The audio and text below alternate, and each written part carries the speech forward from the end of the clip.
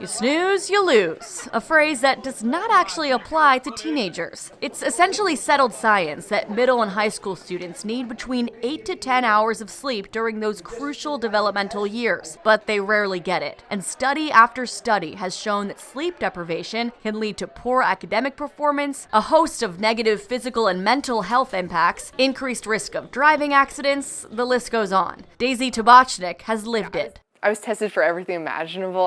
They tested me for AIDS, just anything that they could think of, just no matter what, it was all negative. She began her high school career the same year Baltimore City Public Schools shifted start times for most schools. Daisy had to be at Baltimore City College at 7:30 a.m. By 7:30, more than half the class was absent, every single day.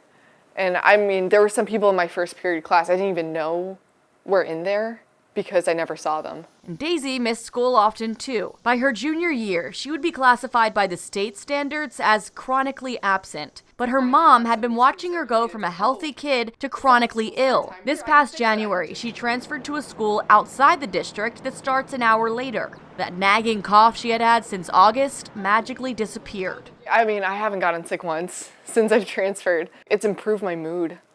I've been a lot more motivated to go to school. After doing her own research, Daisy discovered she was not alone. Dr. Amy Wolfson, a psychology professor at Loyola University who studied adolescent sleep for more than 30 years, has seen countless Daisies in her career. It's why she advocates for later school start times, especially in Baltimore City, which has the highest chronic absenteeism rate in the state. She says teenagers' biological clocks call for them to go to bed later and wake up later. Messing with their natural sleep patterns can lead to all sorts of health problems. We want to improve the attendance problem, improve graduation rates, improve the livelihood of kids in Baltimore. It's just so straightforward to me. In my mind, I can't imagine that you wouldn't make this change. Heather Moore leads the Baltimore City chapter of Start School Later, a national grassroots organization that was started in Anne Arundel County. She, Dr. Wolfson, and Daisy have all testified in Annapolis this legislative session in favor of a bill that would require public middle and high schools in Maryland to push back start times to at least 8 a.m. for middle and 8:30 a.m. for high schools. In the past, school leaders have argued it would be too expensive and difficult of a change. They start with no rather than, yeah, let's see what we can do. It's too hard.